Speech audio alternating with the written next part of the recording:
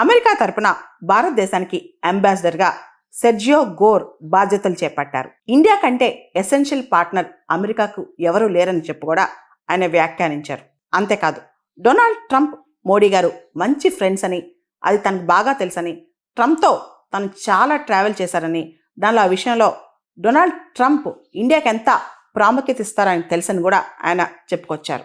అంతేకాదు, India America సంబంధాలు అనేవి consequential global partnership of the century, అంటే ఈ శతాబ్దానికి అవి చాలా అత్యద్భుతమైన భాగస్వామ్య దేశాలని కూడా చెప్పుకొచ్చారు. ప్రపంచంలోనే భారతదేశం చాలా పెద్ద దేశం.